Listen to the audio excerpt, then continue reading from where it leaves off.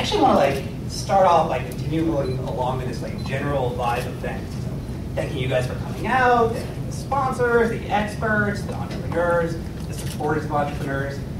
The reason why I think this is important is because in a lot of ways, Betterscape is really an application all about sort of giving thanks. Before we jump in there, I just also want to thank the rest of the Betterscape team. By the way, I'm Blair Baldwin. We've got Casey Gustis, and has been sort of helping on the marketing, sort of game design. Adam is helping on sort of the actual coding of it, and graphical design guru Dan Lynch with some of the awesome images and icons that you guys will see over the next few minutes. So with that, let's jump in. Next slide. So Betterscape started with an observation, and that's that people spend way too much time online, on social networks, playing games. It's sort of ridiculous. And when you actually go and look at how much time is spent in these types of activities, you see it's actually like a disproportionate amount of internet time. So in our minds, we're like, wow, that's great. People are spending time on Facebook, playing games, doing things like that. We thought there could be more, that this sort of time and energy and resources could hopefully be spent in a way that could produce some type of social good. So that was sort of the germ of the idea. And that evolved into what became Betterscape, which is a Facebook application. Oh, look, we already covered that slide. So the big idea is basically take social networks, starting with Facebook, and use them as a way to encourage more positive behavior offline. So not just online in terms of commenting on friends' Facebook pages and sort of tweeting about them, but actually creating a mechanism to encourage people to do more positive things in the real world. So the way that we did this is we wanted to create an application where you could actually tell stories about your friends and what they do to improve the world around them. So this is literally just a few things that we snipped from the game over the last few days. And really, it's very sort of Facebook style in that there's a person sort of on the left giving another person sort of karma points, which is our currency that represents some type of good deed in a specific category. And then as part of that, there's a story. So some sort of context for how this good deed sort of came about and why that person's sort of giving some of this karma as a currency. Part of the game is we realize that karma is not really, or karma points are really not one thing, but they sort of represent a whole number of possible ways that somebody could make the world a better place around them. So what we did is we actually, we brainstormed, created a sort of a big list, did a few surveys of people online to figure out what are some good categories. We came up with this actually sort of much shorter list of some of the ways people can make the world better for those around them. You know, ranging from being like a fun maker, somebody that just makes a party happen, makes everybody smile, to a peacemaker, somebody that calms things down when there's a lot of tension. Things like sort of being a super friend, so being there for somebody when you're needed, or an earth saver, which is somebody that helps the environment. So anyway, lots of different ways to contribute to the world. Although we're sort of a game, we're sort of not, because the game implies there's a plot, characters, sort of an end objective. Really what we are is a way for people to say give thanks and recognize behavior. So you'll see a lot of things that are game-like, but it's not necessarily a game, which is sort of core to what we're doing.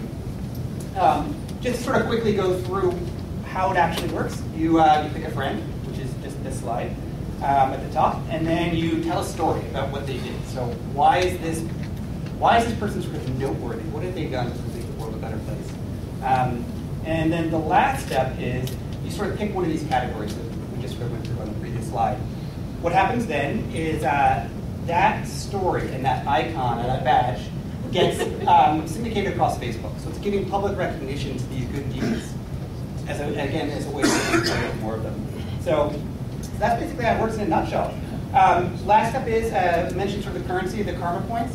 If somebody runs out, we give them a way to buy more, and it's sort of consistent with a good deed theme that gets donated to charity. So the last thing I think I'll mention tonight is that we created both an innovator badge for specifically like to recognize all the people in this room as sort of one thing, and then the other is that again sort of trying to sort of spur more innovation is that if you guys in the audience, go to the next slide, sort of give out these like 500 of these innovator badges to people in your own social networks to sort of recognize their innovation. Betterscape is going to then sort of make a nice donation to Bobby's charity, not Bobby, but Mass Innovation Nights, to select nonprofit. And that's it. So thank you guys for giving us a chance today.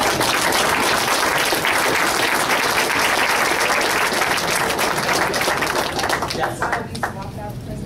All right, and I'm going to actually hand it over to the other guys because I know the way you just talk. So questions? Yeah. There you go.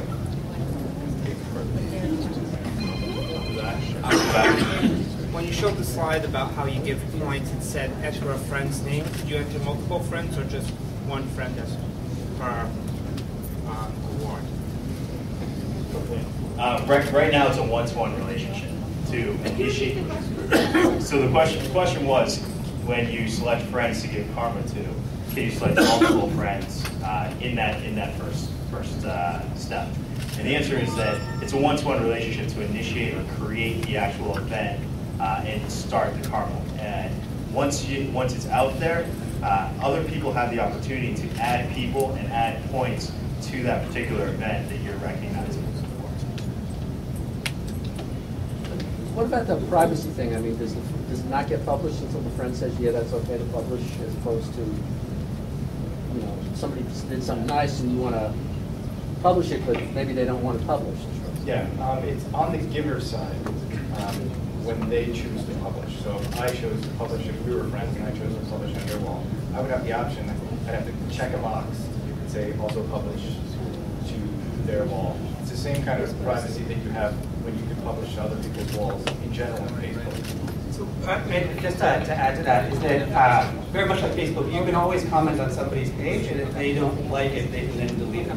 So here the post would go up on their page. If they didn't want that icon and that little story showing, they could just delete it and it would disappear forever.